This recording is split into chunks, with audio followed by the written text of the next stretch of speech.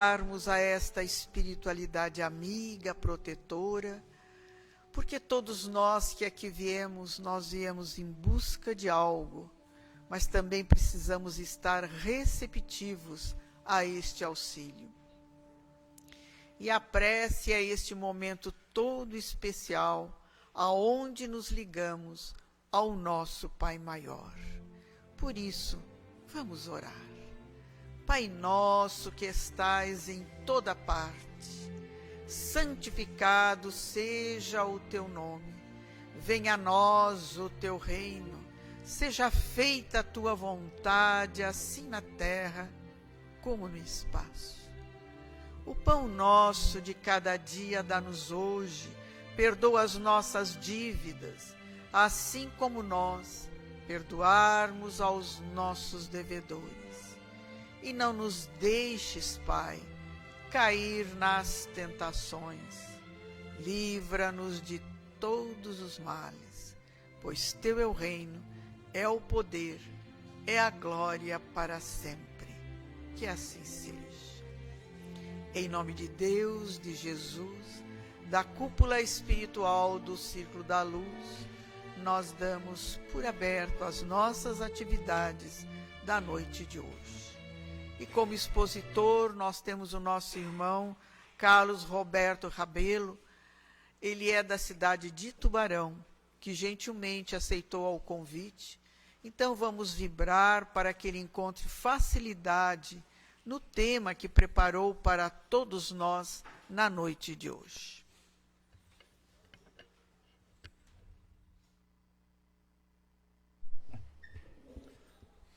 Boa noite a todos. É com muita alegria que novamente retornamos a esta casa para, nesses breves momentos, poder conversar um pouco acerca da doutrina espírita. Allan Kardec, o tema proposto para a noite de hoje, ele é um convite da Nona URI. A URI aqui da região de Criciúma, ela bimestralmente, se não me falha a memória. Quando a gente começou era mensalmente. Então, bimestralmente, eles escolhem um tema e aí começam a caçar os sofredores, aí os expositores do quanto é canto, e perguntam se a gente quer adentrar. E eu confesso que é um tema que, para mim, é difícil, porque você falar de Kardec, você tem que conhecer ele na mais absoluta profundidade. E o tema Kardec, eu sempre gosto de tratar dele no grupo de estudo, nas conversas que a gente tem, nas reuniões, nos debates, onde você troca ideia. Quando uma criatura só fala, às vezes o outro se incomoda, não gosta do tema. Mas nós vamos tentar falar um pouco desse mestre lionês, esse cara que teve a missão de trazer a luz para a humanidade, o Consolador prometido por Jesus. E nós queremos iniciar com uma palavra de Emmanuel, acho que sumiu ali. Nós vamos pegar com a palavra de Emmanuel, que Emmanuel diz assim no seu livro A Caminho da Luz. Aproximam-se os tempos em que Jesus deveria enviar ao mundo o Consolador de acordo com as suas auspiciosas promessas. Então Emmanuel, nesta obra, A Caminho da Luz, dentre tantos assuntos que ele fala, desde a criação do orbe terreno, desde quando o Cristo recebeu a incumbência de cuidar desse planeta, ele discorre acerca de todas as autoridades que passaram por esse planeta, todos os espíritos que tinham a incumbência de ajudar, auxiliar no progresso da humanidade, e ele não poderia deixar de fora o nosso codificador. Então Emmanuel diz que aproximava-se esta época. E ele diz que apelos ardentes são dirigidos ao Divino Mestre, pelos gênios tutelares dos povos terrestres. Assembleias numerosas se reúnem e confraternizam nos espaços, nas esferas mais próximas da Terra. Eu achei isso belíssimo, né? Porque hoje nós aqui estamos reunidos, nos congregando numa amizade, numa fraternidade. E deste ambiente aqui, se a gente tivesse a oportunidade de vislumbrar as luzes que saem daqui, em especial daquelas que são trabalhadas nos pensamentos das equipes dos espíritos superiores, a gente ficaria até meio que abismado.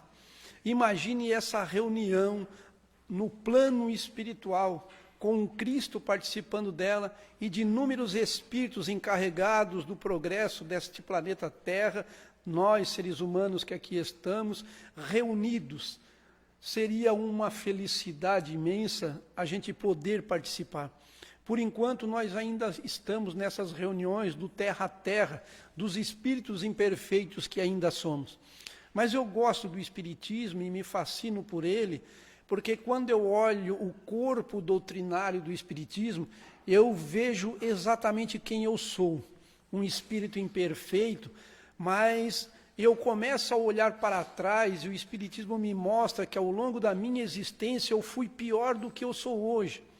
E a minha maior felicidade que o Espiritismo me propõe ou me apresenta é eu olhar para a frente e dizer assim, olha, um dia eu chegarei lá. E o maravilhoso de tudo isso é que essa espiritualidade que se reúne, volta e meia ela nos apresenta esses espíritos que nos dizem, olha, não te preocupa, não te desespere, não chores, um dia você também será anjo. Isso é belíssimo.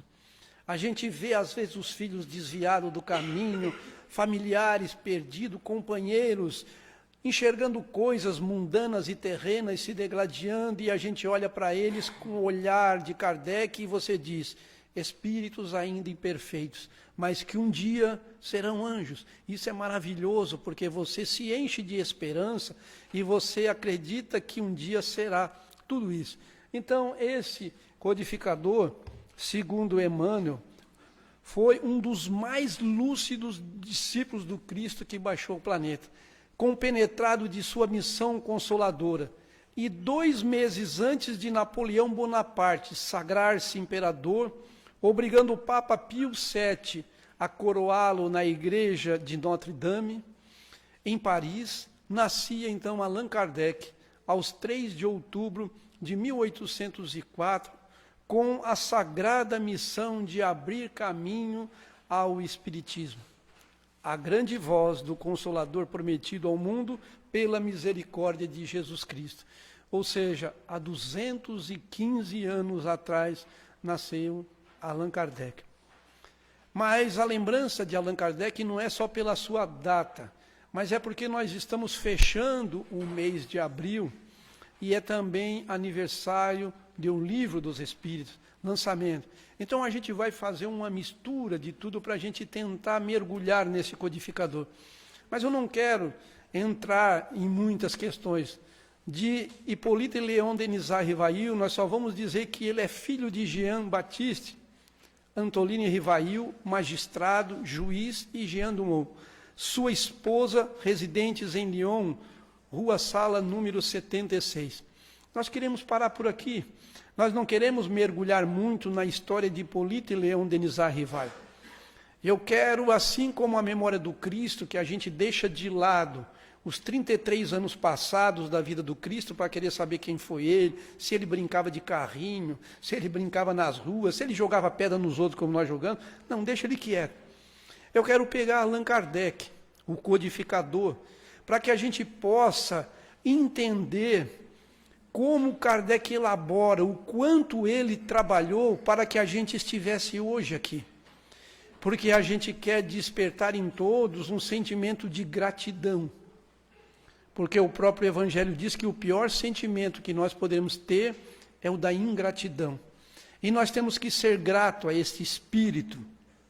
E para começar a mergulhar, nós vamos pegar a pergunta de número 222 do Livro dos Espíritos. Uns trechinhos dela, porque ela é muito extensa. Mas ali Kardec vai falar do processo da reencarnação. E ele diz que, admitindo de acordo com a crença vulgar que a alma nasce com o corpo, ou o que vem a ser o mesmo, que antes de encarnar só dispõe de faculdades negativas, perguntamos, por que mostra a alma aptidões tão diversas e independentes das ideias que a educação lhe fez adquirir?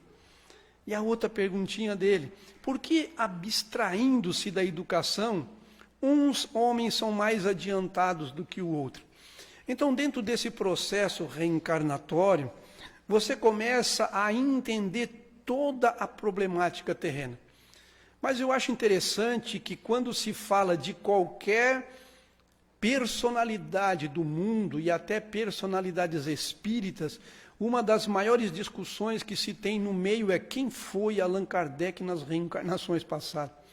Então pessoas se degladeiam.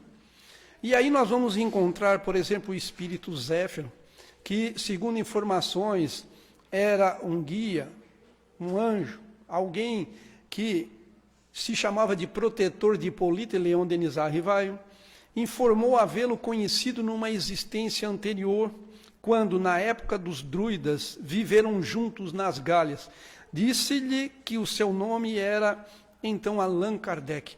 E aí ele adota esse pseudônimo, porque suas obras, antes de Kardec, também eram muito conhecidas na França e no mundo. Mas até essa fala que está em obras póstumas é questionada por muitos historiadores, porque daí eles pegam famílias com esses nomes para ver se realmente é originário. A gente pega nessa região sul aqui, tem muitos italianos, temos alemães, temos afrodescendentes, mas cada um sabe da sua região. Então eles também começam a estudar essas criaturas para ver, será que são realmente? Havia uma briga se o meu nome não é Rabelo, é Rebelo, né? Se os rebelos são italianos ou se são portugueses. Tem nos dois lados. Então eu não sei nem de onde é que eu vim. Mas o que interessa é que eu estou aqui encarnado. Né? E hoje eu sou um rebelo, mas um rebelo de Lauro Miller, muito mais forte, né? Porque para nascer em Lauro Miller e sobreviver não é qualquer um. Né? Mas está ali, gente. Então, Allan Kardec, há uma disputa. Tem outras questões que tem até uma obra em que diz ali as 15 reencarnações de Allan Kardec. E aí a gente fica analisando, será que realmente essas reencarnações estudadas pelas pessoas nos interessam saber? Porque são coisas que não acrescentam. Eu entraria em discussão aqui com vocês a noite inteira, se eu pegasse essa obra que tem mais de 100 páginas, tratando e analisando, ele tentando justificar que Allan Kardec fora essas 15 criaturas, até o ponto da sua última reencarnação ser Chico Xavier. Mas eu analisando Chico Xavier, na sua sensibilidade, e você olha a figura rústica de Kardec, eu dizia, tem alguma coisa de errado nessa história, né? O próprio Chico diz que em outras reencarnações passadas ele teria sido uma mulher. E a gente vê pelo jeito do Chico, pela sensibilidade, que isso é mais verdadeiro do que se eu afirmasse que era Kardec. Então eu não entro nessas discussões. Alguns dizem que inclusive ele começou como profeta, e o profeta Josué seria um dos primeiros. Mas a que eu mais levo em conta, e a que mais eu digo assim, olha, se eu tivesse que brigar, eu brigaria por essa, seria essa, de que talvez Kardec pudesse ter sido Elias. Porque quando você fala das 3 revelações que foram apresentadas à humanidade, a primeira Moisés, Elias é citado. Quando você pega a segunda, Jesus, João Batista é citado. E é questionado, mas não fora necessário que primeiro viesse Elias? E Jesus diz, não, Elias já esteve entre vós, mas vocês não o reconheceram. E o texto evangélico diz, os seus discípulos, os seus apóstolos, ficaram sabendo que ele estava falando de João, o Batista. Ou seja, era Elias reencarnado. Então ele participou nas 2 primeiras. E para que a gente tentasse entender qual a figura de Elias na terceira revelação, a gente poderia, por exemplo, recorrer a Allan Kardec, ao próprio codificador. Porque na obra Gênesis, no seu capítulo 17, quando ele vai falar das predições do Evangelho, a anunciação do Consolador, Allan Kardec nos dá um texto fantástico. Ele diz assim, olha, sob o nome de Consolador e de Espírito de verdade, Jesus anunciou a vinda daquele que havia de ensinar todas as coisas e de lembrar o que ele dissera. Logo, não estava completo o seu ensino. E, ao demais, prevê não só que ficaria esquecido, como também que seria desvirtuado o que por ele fora dito, visto que o Espírito de verdade viria tudo lembrar, e, de combinação com Elias, restabelecer todas as coisas, isto é, pô-las de acordo com o verdadeiro pensamento de seus ensinos. Então é o próprio codificador que diz, olha, viria lembrar, e de combinação com Elias. Os dois estavam combinados, Jesus e Elias. Então há um pensamento de algumas pessoas e de alguns historiadores hoje, dizendo que na verdade seria então Allan Kardec reencarnado nestas três figuras, Elias, João Batista, Kardec. E eu brigaria por essa, mas também não deixo ela de lado, porque isso não vai nos levar a nada. Mas a nossa situação é tentar refletir do quanto hoje as pessoas às vezes perdem tempos e tempos tentando entender ou querendo compreender quem fora Kardec numa outra existência. O que nós temos que fazer é focar no hoje. E por isso que nós vamos adentrar justamente na parte da codificação. Porque esse que nasceu, Allan Kardec, no ano de 1854, não como Jesus aos 33, mas ele aos 50 anos, pela primeira vez, através do seu Fortier, que era magnetizador, amigo pessoal de Kardec, com o qual ele mantinha relações em virtude dos estudos sobre magnetismo, fala a Allan Kardec pela primeira vez sobre o fenômeno das mesas girantes. Mas o seu Fortier, assim como ele, magnetizador, não enxergava aquilo como manifestações mediúnicas. Mas ele enxergava aquilo como algo que era provocado pela nossa mente, puro magnetismo.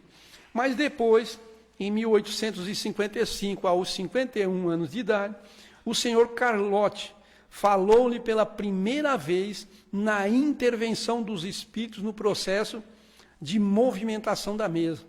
Ainda incrédulo, Denizar Rivaio ouviu do senhor Carlotti: um dia o senhor será um dos nossos.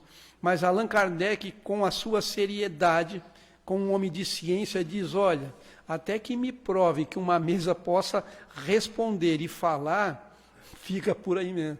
Porque senão nada mais é do que uma história para me fazer dormir em pé. Então essas são as palavras do codificador. Dizer para um homem de ciência, um magnetizador, durante mais de 30 anos, que as mesas falavam e quem falava eram os espíritos, é brincar com ele. Mas, nesse mesmo ano, 1855, na casa da família Baldim, ele teve o primeiro contato com o fenômeno. Os médiuns eram as meninas Baldim, que escreviam numa ardósia com o auxílio de uma cesta chamada carrapeta. Então, ali, Allan Kardec tem o primeiro contato com a doutrina espírita. E aí você começa a entender a mensagem de Emmanuel, que diz que ele era um missionário. Porque o missionário se identificou com a missão.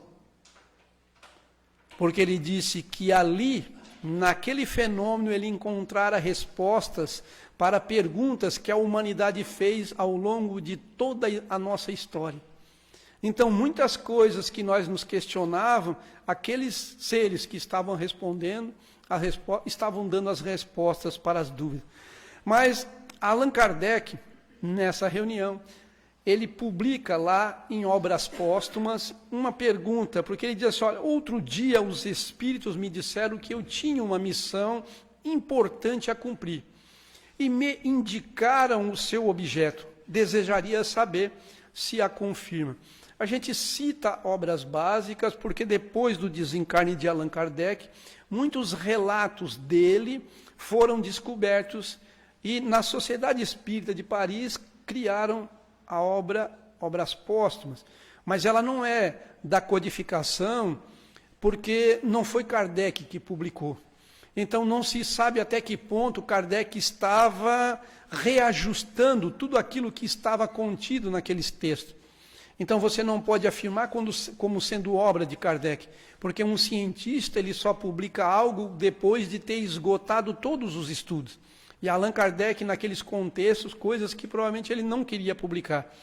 Mas ele vai fazer esta pergunta E os espíritos respondem a ele: sim, e se interrogares as tuas aspirações, as tuas tendências e o objeto quase constante de tuas meditações, isso não deverá te surpreender. Então, a resposta que os espíritos dão, você mesmo sabe. Aliás, se a gente analisar as nossas tendências, os nossos gostos, nós também saberemos daquilo que cada um de nós almeja para a sua vida, o que cada um de nós veio fazer aqui. Basta a gente começar a analisar tudo o que nós fizemos. E ele diz assim: olha, deves cumprir o que sonhastes há muito tempo. É necessário que nisto trabalhemos ativamente para estar pronto, porque o dia está mais próximo do que pensais. E cada vez mais esta mensagem casa com o que Emmanuel fala no livro A Caminho da Luz, porque ele diz, ó, deves cumprir o que sonhaste há muito tempo. Já é desde a época na espiritualidade. Kardec estava sendo preparado para esta missão. E isso nós espíritas temos que acreditar piamente. E aí a recomendação que a gente até estava discutindo é que muitas pessoas dizem assim, vocês têm que estudar Kardec. Eu acredito que todas as casas estudam Kardec. Aliás, as casas que trabalham as apostilas da Federação Espírita Brasileira, do ESE, toda ela é elaborada dentro das obras básicas. Você tem uma iniciação no Espiritismo ali dentro. Então, Allan Kardec diz, olha, deves cumprir o que sonhastes há muito tempo. E desde o momento em que ele assistiu ao primeiro fenômeno, ele nunca mais deixou de lado esse estudo. Mas ele faz uma pergunta: quais são as causas que poderiam me fazer fracassar? Seria a insuficiência de minhas capacidades? Porque Kardec, diante da missão grandiosa que estava à frente dele, ele temia que poderia, e pede, inclusive, faz essa pergunta para que os espíritos respondam a ele, porque ele diz assim, olha, se tiver algo eu quero pelo menos me prevenir. Que bom se a gente na vida fizesse uma pergunta aos espíritos, olha, eu estou tentando fazer isso, quais serão os percalços que eu vou enfrentar? Aí a gente começaria a raciocinar, pô, então não vou fazer. Mas o interessante é que quando nós abrimos as obras básicas e a gente descobre que, assim como Kardec, os maiores percalços que nós temos é o orgulho e o egoísmo. Esses são os maiores inimigos nossos nesse processo reencarnatório.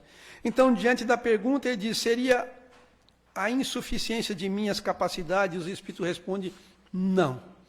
Mas a missão dos reformadores está cheio de escolhos e de perigos. A tua é rude, disso te previno, porque é o mundo inteiro que se trata de agitar e de transformar. Então não seria só a França. O mundo inteiro iria despertar. E está despertando. O interessante é que agora nós vivemos muito forte o movimento da transição planetária. E cada vez mais você descobre que tem coisas que as pessoas fazem previsões catastróficas, todo mundo espera o fim do mundo e ele não acaba. Já teve gente que foi para o mundo espiritual antes, através do suicídio, porque não ia suportar o fim do mundo. E nós já estamos aqui. E vai chegar um momento em que todas as religiões vão olhar para nós espíritas e vão dizer assim, olha, eu estou achando que esses caras estão certos. Porque todas as nossas previsões não estão dando certo, mas as deles estão caminhando, estão ali, ó, se fechando. E nós vamos começar a descobrir isso quando esse mundo começar a melhorar. Quando as almas que estão envolvidas ainda no mal começarem a deixar o orbe terreno e aqui habitar mais espíritos bons do que maus. Aliás, nós não somos espíritos maus, né? A gente é maldoso, a gente faz umas maldadezinhas, mas o mal pelo mal não. No mundo espiritual a gente vai despertar. E aí ele diz assim, olha, levantarás contra ti ódios terríveis, inimigos obstinados conjurarão a tua perda, estarás em luta contra a malevolência, a calúnia, a traição, mesmo daqueles que te parecerão os mais devotados. tuas melhores instruções serão desconhecidas e desnaturadas. Mais uma vez sucumbirás sob o peso da fadiga. Em uma palavra, será uma luta quase constante que terás que sustentar. E ao sacrifício de teu repouso, de tua tranquilidade, de tua saúde e mesmo de tua vida, porque sem isso viverias por muito mais tempo. Eu poderia pegar esses itens aqui e dizer para cada um, digo, estou entregando um bilhetinho para vocês e avisar que a partir de amanhã vocês terão uma missão a desempenhar aqui na região de vocês. Mas eu estou apresentando para vocês aí as dificuldades que vocês irão enfrentar. Aí aqueles que desejarem participar dessa missão, deixam o seu nome aqui ou o seu e-mail para a gente entrar em contato. Eu iria embora sozinho. A gente já começaria pelo último item ali, né? Pô, cara, se eu vou viver menos, vou morrer antes do tempo, não. Já começaríamos a arrumar um monte de desculpa. E aí Allan Kardec vai dizer, na sequência desta obra, uma nota onde ele diz assim, olha, escrevi esta nota em 1º de janeiro de 1867, 10 anos e meio depois que esta comunicação me foi dada. E constato que ela se realizou em todos os pontos, porque sofri todas as vicissitudes que me foram anunciadas. Então, tudo aquilo ali que eles disseram que iria acontecer, aconteceu. Então, gente, Kardec sofreu tudo isso, mas nunca deixou de lado a sua missão. Então, foram ali 20 meses que o professor Rivail acompanhou os fenômenos espíritas, principalmente por intermédio de 3 garotas, Ruth e Japé, de 20 anos, e as irmãs Juliet e Caroline Baldin, de 14 e 16 anos. Isso até choca a gente, né? 14 e 16 anos, porque hoje já tem regimento interno na casa, diz, olha, menor de 18 anos não pode participar de reunião mediúnica. Na nossa casa, uma vez, estava uma briga, porque tinha gente que queria botar os 21 anos de idade. Eu digo, ô, barbaridade, tem gente que nunca vai ser médium, então tem data para ser. Mas é uma coisa para que a gente entenda que uma menina ou uma mulher de 14 anos na época de Kardec não era que nem hoje, não. Gente. Naquela época, com 14 anos, muitas já estavam casadas. Algumas até filhos já tinham. Hoje, com 14 anos, meu Deus do céu. A minha mais nova está com 20 anos. Se eu falar para ela que ela vai sair de casa, ela mesma olha para mim e diz, que? Não sair daqui nunca. Não vai embora. Você pode mandar, você pode dizer, vai, não vai. E tem mãe que está rindo porque ela sabe que tem filho com 30, 40 anos, que ela já está mandando embora, faz 20, ele não vai embora também, né? Hoje a coisa é assim, gente, ninguém mais quer ir embora. Eu vou sair do conforto da casa, do lado da mamãe, do papai, da comidinha, para sofrer? Não, ninguém quer sofrer. Então, naquela época, era totalmente diferente. Mas foram nesses primeiros 20 meses que sai justamente a primeira edição de O Livro dos Espíritos. Em 18 de abril de 1857, com 501 itens. Ou seja, 20 meses de trabalho árduo de Allan Kardec, com aquelas médios, recebendo comunicações do mundo inteiro, analisando, estudando, montando, organizando, para chegar a esta primeira obra, que foi dividido em 3 partes: a doutrina espírita, as leis morais, esperanças e consolações. Essa era a divisão do primeiro livro dos Espíritos, com 501 itens. E aí a gente pega uma mensagem de Kardec, que está na Revista Espírita de 1859, no mês de julho, onde Allan Kardec vai dizer assim, olha, o motivo de minha determinação está na multiplicidade de meus trabalhos que aumentam diariamente pela extensão de minhas relações, considerando-se que, além daqueles que conheceis, preparo outros mais consideráveis que exigem longos e laboriosos estudos e, por certo, não absorverão menos de 10 anos. Então, Kardec, na Revista Espírita de 1859, no ano em que foi editado o Livro dos Espíritos, ele diz, olha gente, eu tenho tanta coisa para fazer que no mínimo serão 10 anos. E Kardec não fazia que nem a gente, que tem um estudo, por exemplo, o nosso grupo de estudo doutrinário é na quarta-feira. Tem gente que 10 minutos antes de ir para o centro espírita, eu vou dar uma lida rapidinho, pelo menos o pessoal saber que eu li alguma coisa. Se perguntar, eu enrolo, eu foco só numa frase. E fica naquele ali. Quando o pessoal parece a oportunidade, ela lança a frase dela que ela gravou e todo mundo diz, olha, essa estuda. Não estudou nada. 10 minutos antes de ir para o centro espírita, deu uma lida. E eu fico feliz porque a gente tem um grupo de estudo de quarta-feira, então eu como dirigente de grupo, o que eu faço? Eu monto dupla, digo assim, olha, eu sou o coordenador só, gente. Vocês vão preparar as atividades, ó, vão dirigir o grupo. Eu vou, vai. No segundo ano que a gente está estudando. E mandaram a foto para o nosso grupo, a dupla que vai fazer quarta-feira agora, estava no final de semana, debruçada em cima das apostilas, das obras básicas, preparando o trabalho para quarta-feira. Nunca mais essa turma vai esquecer o item que elas vão tratar. Então, quem quer estudar, se esforça. Então, Kardec dedicou a sua vida a construir esta doutrina. E foi justamente depois de tudo isso que, em março de 1860, nós vamos para outra edição. Essa sim, é a que nós conhecemos hoje com 1019 itens. Para alguns, 1018, porque do 1011 ele pula para o 1013. Não é um erro, mas está lá. O original é, se a gente analisar, eu fui lá, conferi realmente, ele pula um. Então, se a gente pegar, são 1018 itens de O Livro dos Espíritos. A gente bota 1019, porque mas não é 1019, então você tem que dizer que tem 1019, senão dá briga.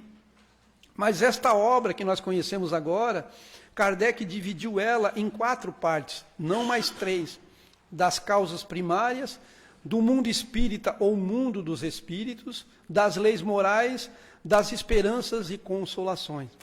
Mas o interessante é que, além de tudo isso, nós temos uma introdução, que tem 17 itens.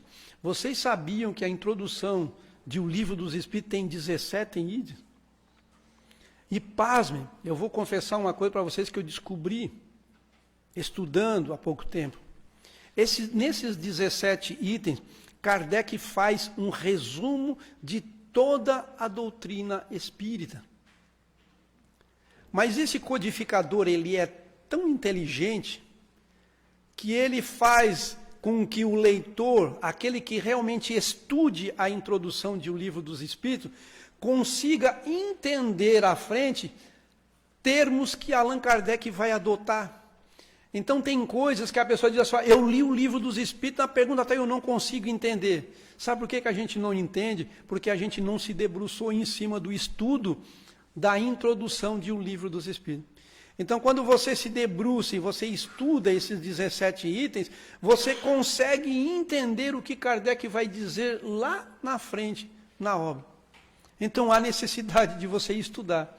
Mas o que eu acho mais fantástico é o que está em Prolegômenos, onde ele diz que só a ordem e a distribuição metódica das matérias, assim como as notas e as formas de algumas partes da redação, constitui obra daquele que recebeu a missão de os publicar.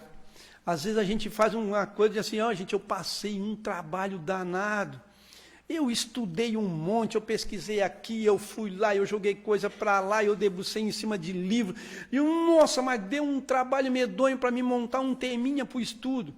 E Allan Kardec diz assim, olha, só a ordem e a distribuição metódica.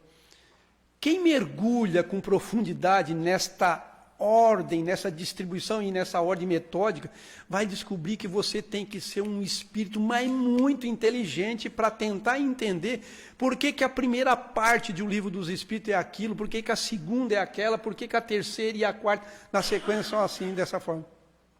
Você vai entender por que cada parte tem o seu capítulo, e cada capítulo tem um número X de perguntas. E uma casa com a outra, às vezes você pega Kardec lá na última quase pergunta, dizendo assim, olha, observação, pergunta tal, você volta para lá. E naquela época ele não tinha computador, ele não tinha tablet, ele não tinha celular, ele não tinha nada.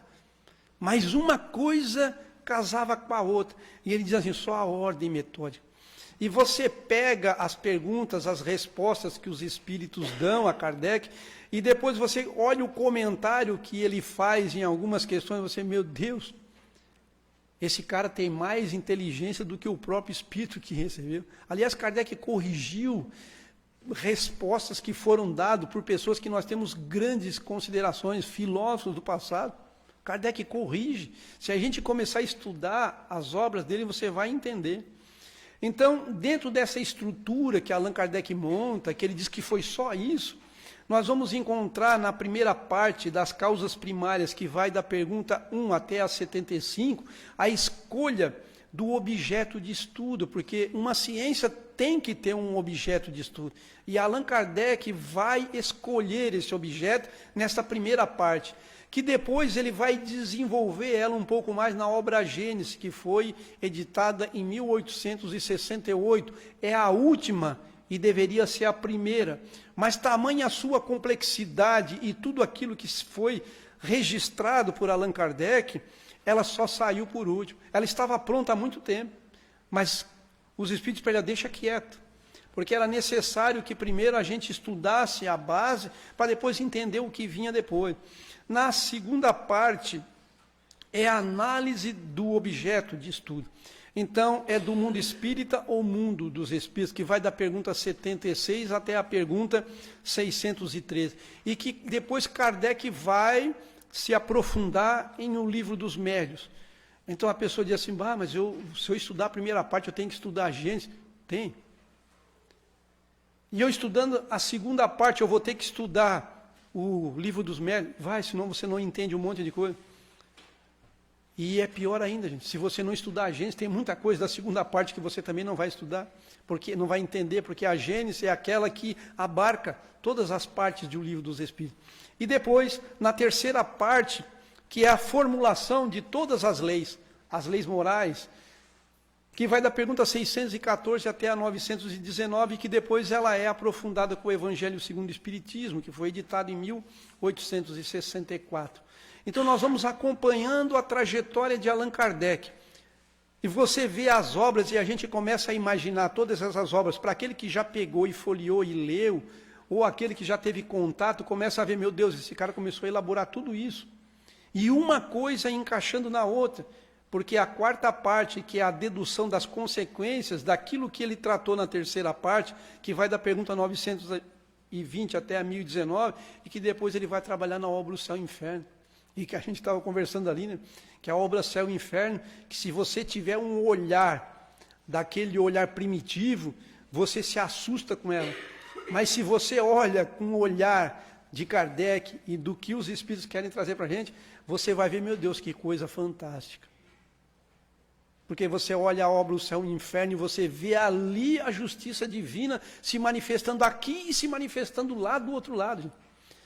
Porque a maior felicidade da obra O Céu e o Inferno é quando matou a morte, o Espiritismo acabou com o sofrimento do outro lado.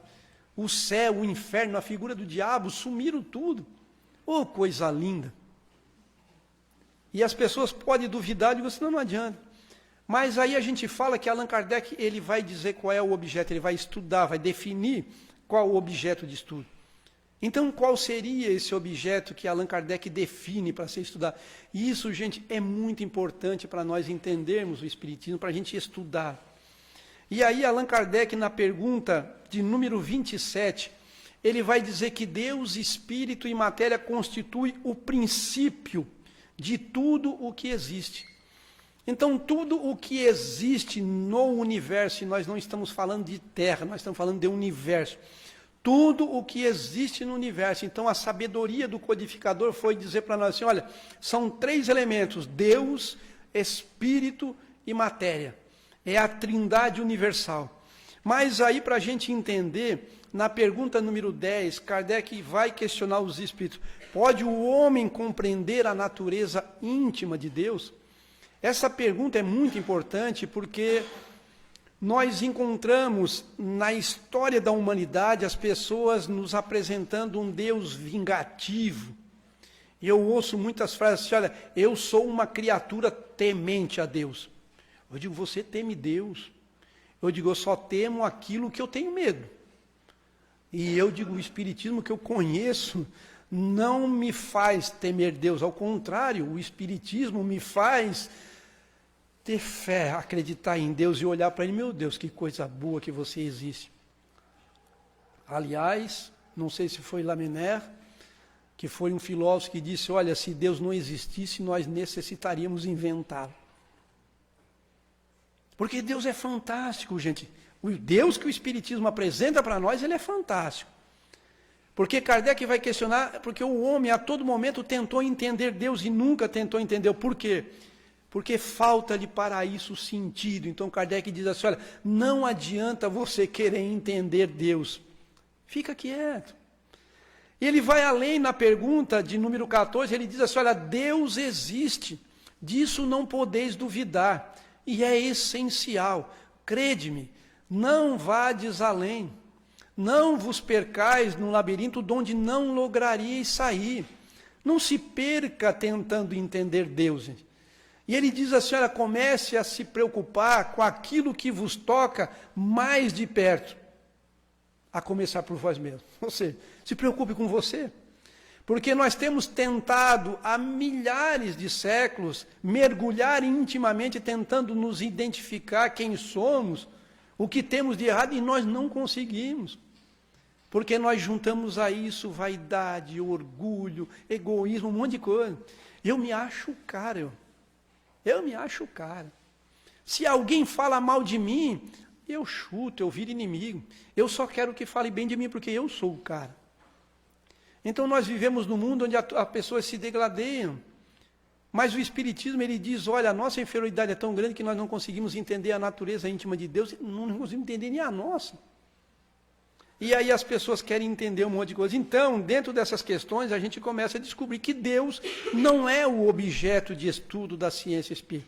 Porque se a gente começar a estudar Deus dentro do Espiritismo, nós vamos nos perder num labirinto onde a gente não vai sair. Basta você acreditar que Deus existe e que Ele é soberanamente justo e bom. E tudo o que acontece na sua vida é porque você tem que passar por isso. E aí, na introdução de O Livro dos Espíritos, Allan Kardec diz assim, olha, compete à ciência estudar a matéria. E no campo material, fiquemos com o que a ciência diz. Kardec vai além, ele diz, se um dia a ciência provar que o Espiritismo está errado, fique com a ciência. Mas até hoje, todos os que tentaram provar que o Espiritismo está errado, viraram no mínimo espiritualista. E a ciência hoje está buscando no Espiritismo respostas que Kardec já deu desde 1857. As obras de André Luiz hoje, a ciência, em especial a ciência médica, os neurocientistas, estão descobrindo coisas nas obras de André Luiz que eles ficam assim, meu Deus, eu fiz um estudo aprofundado agora, se eu soubesse eu tinha pegado a obra desse camarada, porque ninguém conhece, no meio acadêmico alguns não conhecem, mas está ali, gente. E se a gente for mergulhar no estudo das obras de André Luiz, meu Deus do céu, tem tanta coisa ali para a gente até entender muitas de que Kardec nos fala. Então você começa a descobrir que a matéria também não é o objeto de estudo da ciência espírita. Aí Allan Kardec define quem é, nessa primeira parte, o espírito. Esse é o objeto. Então nós temos que nos estudar. Então esse codificador já vai, na pergunta 23, fazer um questionamento importante, que é o espírito? E aí ele obtém como resposta que ele é o princípio inteligente do universo. Então espírito, pergunta 23, e notem que tem um destaque ali. A letra E, ela é minúscula. Por quê? Allan Kardec aqui não está falando de espírito, nós aqui hoje, ele está falando de espírito, do princípio de tudo o que existe no universo. A matéria, espírito e Deus. É o princípio de tudo. Então ele está falando de um princípio inteligente, com a letra I minúscula, que você encontra esse princípio inteligente nos animais. Aliás, tem gente que trata animal hoje como se fosse gente, e trata a gente como se fosse animal. Uma vez eu quase briguei com a minha vizinha. Eu perdi as estribeiras. Daí esse rebelo, seu espírito, perdeu as estribeiras. Perdi. Uma senhora com 80 anos, para mais de 80 anos, 84 anos, e ela chuta, briga. Aí um dia a senhora chorando, eu entrei em desespero, meu Deus, eu bati na porta. Eu briguei com a mulher. Eu quase mordi ela. as mordidinhas. Porque a gente fica com raiva, não fica você? A indignação te leva à ação. Você não pode depois ficar com raiva, mas você leva. Mas ela falava e ela não enxergava. Daí eu disse assim, olha, minha filha, eu vou te dizer uma coisa curta e certa. Se você tratar a tua mãe como você trata o cachorro, e tratar o cachorro como você trata a tua mãe, a coisa ficaria bem. Porque cachorro é cachorro e gente é gente. É um princípio inteligente. Então as pessoas estão invertendo os valores. Porque é mais fácil eu sair de casa, deixar uma garrafinha de água e um potinho de ração. E quando eu chego, ele ainda está banando o rabo, feliz da vida. É lógico que eu não estou desprezando o cuidado. Nós temos que cuidar dos animais. Sim, tratar, dar carinho, respeitar esse princípio inteligente. Tudo na natureza tem que ser respeitado. Agora nós não podemos inverter os valores. Porque notem que na pergunta número 76, onde Kardec vai analisar o objeto de estudo, a pergunta é diferente. Que definição se pode dar dos espíritos? Aí o espírito está com a letra E maiúscula. Aí ele vai dizer que pode dizer-se que os espíritos são os seres inteligentes da criação. Povoam o universo fora do mundo material. Notem a astúcia do codificador. Ele está nos dizendo assim, olha, esse espírito ele progrediu, ele saiu de tudo isso. E aí a gente vai entender a pergunta número 1 de O Livro dos Espíritos, que é Deus. Porque a gente vê lá no Antigo Testamento dizendo que nós fomos criados à imagem e semelhança de Deus. Mas onde é que está essa semelhança? E Kardec apresenta a semelhança quando ele diz que Deus é a inteligência suprema, causa primária de todas as coisas. Ou seja, a essência, nós somos criados à imagem de Deus, é isso, inteligência. Deus é a inteligência suprema. Ou seja, se ele é a suprema, existem outras inteligências. Outras estão por aí. Quem são essas inteligências? Somos nós que aqui estamos. No universo, as inteligências. Aí você começa a entender o Pentateuco mosaico. Lá no seu capítulo 1 da Gênesis de Moisés. Onde ele vai falar dessa imagem. A gente começa a entender que essa inteligência Deus e essa inteligência nós tem uma certa diferença. Na pergunta número 1, está substantivada. Em Deus ela é a essência. Então ela está substantivada. Deus é a inteligência. Agora, na outra não, na pergunta 76, está na forma qualificativa, adjetivada. Ou seja, nós já não somos, nós somos a inteligência suprema, nós somos o princípio inteligente. Não, nós não somos. O Espírito, ele é o princípio e depois ele é o ser inteligente da criação. Então Deus, na inteligência divina, ela é a essência. Agora, em nós, não. Nós ainda temos que melhorar. Daí nós começamos a entender a perfectibilidade, porque ele diz ali, olha, Deus é perfeito e em nós é a perfectibilidade. Nós estamos a todo momento. O dia que eu entender isso, eu vou olhar para o meu companheiro, para o meu amigo de jornada e eu vou entender ele. Independentemente do que ele acredita, qual a religião, qual o partido dele, qual o time de futebol dele, se ele é ateu, é à toa, não interessa. Eu vou entender o ser humano, porque eu sei que ele está num processo de caminhada. Eu até hoje, as pessoas me perguntam, Rebelo, como é que você pode ser vascaíno, né? Eu digo, mas não sou. Mas também não morro de paixão, não. Gente. Eu só fico bravo quando nós perdemos o flamenguista, daí é danado, né? Mas eu também posso fazer essa pergunta, como é que alguém pode ser flamenguista? Mas como é que alguém pode ser judeu, muçulmano, evangélico, católico, espírita? Como é que alguém pode ser espírita? Mas o Espiritismo nos dá essa visão, a gente começa a entender tudo isso. E essa transição da pergunta 23 para a pergunta 76, Kardec não deixa. As pessoas dizem assim, mas como é que a gente vai entender isso? Kardec falou, sim, gente. Se a gente se aprofundar na parte segunda, no seu capítulo 11, dos 3 reinos, que vai da pergunta 581 até a 613, Kardec detalha todo esse processo que saiu ali do princípio inteligente até chegar a essa condição de espírito. Só que daí a gente tem que se debruçar, você tem que pesquisar, você tem que debater. A gente tem que quase se unhar dentro dos grupos para tentar entender tudo isso. Mas no fundo todo mundo entende. E depois de tudo isso, a partir daí, Allan Kardec dedicou-se intensivamente ao trabalho de expansão e divulgação da Boa Nova. viajou 693 léguas, visitou 20 cidades e assistiu mais de 50 reuniões doutrinárias de espiritismo. E edita esta obra, Viagem Espírita de 1862, que a maioria dos espíritas nunca leu. Não estou nem falando de estudar. E além de tudo isso, Allan Kardec lança 12 volumes da Revista Espírita, desde 1858 até 1869. Cada revista tem mais de 500 páginas para serem estudadas. Isso coisa de Kardec, do trabalho dele.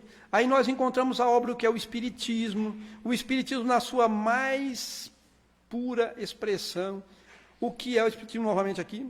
Depois nós botamos aqui Allan Kardec, o Catálogo Racional, obras para se fundar uma biblioteca espírita, instruções práticas sobre as manifestações espíritas e resumo da lei dos fenômenos espíritas. Ou seja, são 23 obras publicadas por Allan Kardec.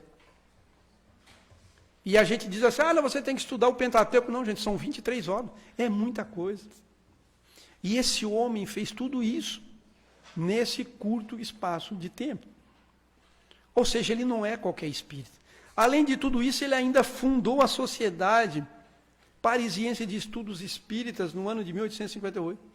E dali um grupo se reunia, estudava e elaborava muitas obras. Até que no dia 31 de março de 1869, há 150 anos, Allan Kardec desencarnou. E se vocês pararem para pensar, quando em 1859, lá no mês de julho, na Revista Espírita de 1859, Allan Kardec disse no começo, não sei se vocês gravaram isso, eu deixei de forma proposital, mas ele disse que o trabalho dispendia tanto tempo que ele precisaria de, no mínimo, 10 anos. 10 anos. E 10 anos depois, Allan Kardec desencarna. Esse é o nosso codificador. Ele diz, olha, esta obra é tão grande que eu preciso de uns 10 anos, e uns 10 anos ele encerrou. E a gente está até hoje enrolando a nossa vida. Então você começa a mergulhar em todo esse contexto. Por isso que eu queria falar de Kardec, eu não queria falar de Hipólite. Porque Hipólite a gente sempre fala nos grupos de estudo, eu queria falar de Kardec. Este homem, aquele que codificou o Espiritismo. Mas falar de Kardec e não falar de Amélie é complicado também. Mas nós só vamos mostrar a figura dela. Porque uma das frases que a gente mais ouve é: por detrás de um grande homem existe uma grande mulher. Esta é a frase mais danada que eu ouvi até hoje. Se eu fosse mulher, eu dava na cara de quem falasse isso. Não é? Por detrás de um grande homem existe uma grande mulher. Não, gente. Ao lado de um grande homem existe uma grande mulher. E às vezes à frente. Nós caminhamos lado a lado. Amélie caminhou lado a lado com Kardec. Ela tinha 9 anos a mais do que... Vê que ela nasceu em 1795. E ela casou com Kardec em 1832. Ou seja, ela tinha 37 anos de idade, é isso, né? 37 anos de idade, na época de Kardec, já era velha. Já era velha. Tu tá velha. Eu me lembro na época, nossa senhora, com 20 anos em Lauro Miller, lá há 40, 50 anos atrás, com 20 anos já era solteirona. As pessoas mais velhas aí sabem disso, era solteirona. Tu não vai casar. E ninguém queria, gente. Ninguém queria. Mas ela casou. Foi a alma que ele encontrou. Desde o primeiro contato que Kardec teve com Amélie, os dois lidando com literatura, ele disse, esta é a mulher que eu quero. E a gente observa, ao estudar Kardec, que ele só conseguiu porque ele tinha ela do lado dele. Porque se ele não tivesse, seria muito mais difícil.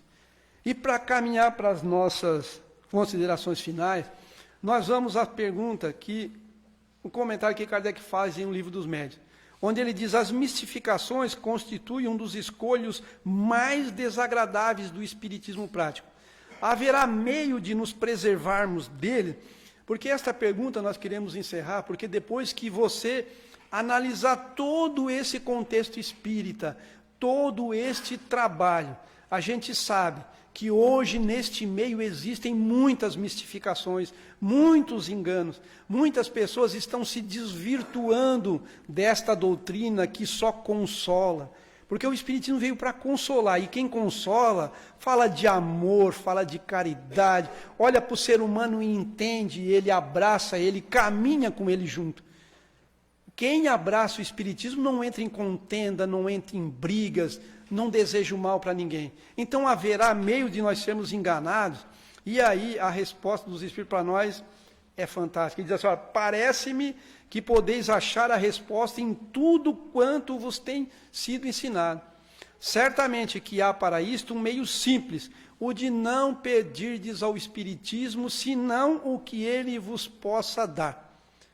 Seu fim é o melhoramento moral da humanidade. Se vos não afastardes deste objetivo, jamais sereis enganados, porquanto não há duas maneiras de se compreender a verdadeira moral, a que todo homem de bom senso pode admitir. Então, gente, todas as vezes que você pedir ao Espiritismo aquilo que não está relacionado com o progresso moral da humanidade, nós corremos um sério risco de ser enganados.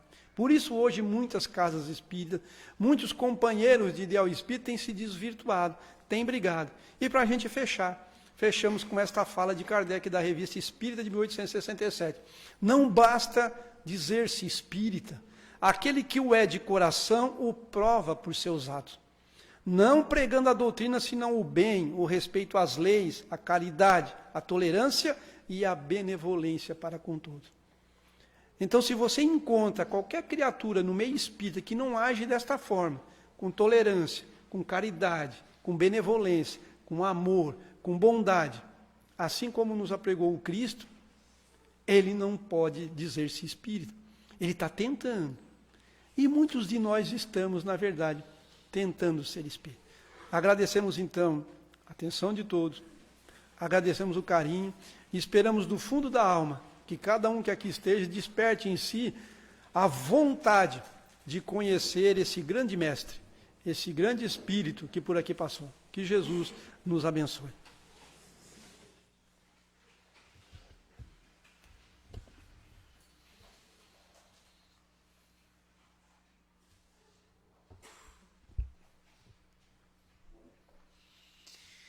Agradecemos assim ao nosso irmão Rebelo pela mensagem que deixou para todos nós, nos falando do codificador Allan Kardec.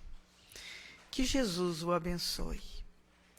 E vamos então pedir pela magnetização das nossas águas, que as energias salutares possam recair sobre elas.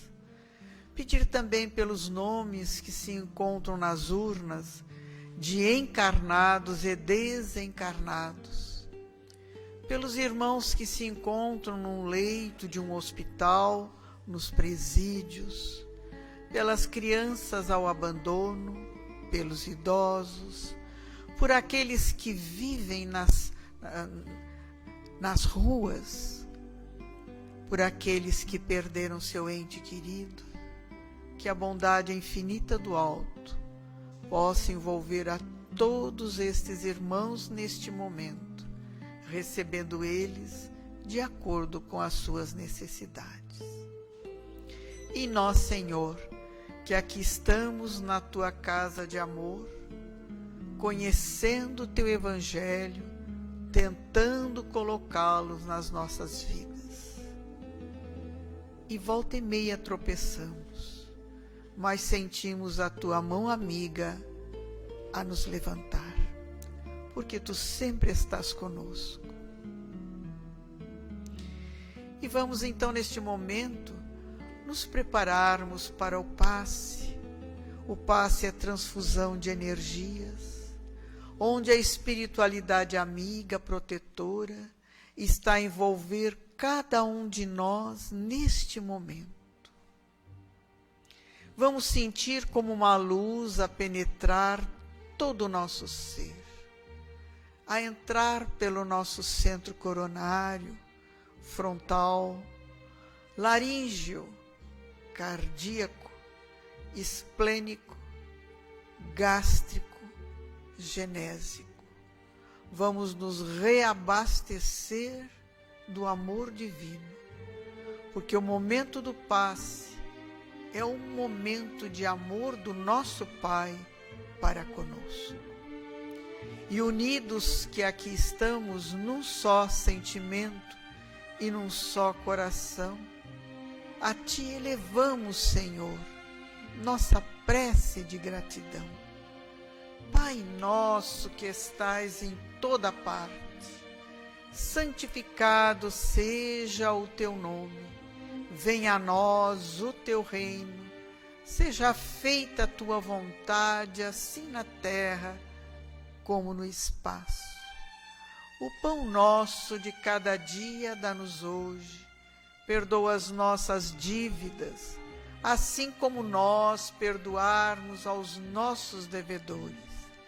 E não nos deixes, Pai, cair nas tentações. Livra-nos de todos os males, pois Teu é o reino, é o poder, é a glória para sempre.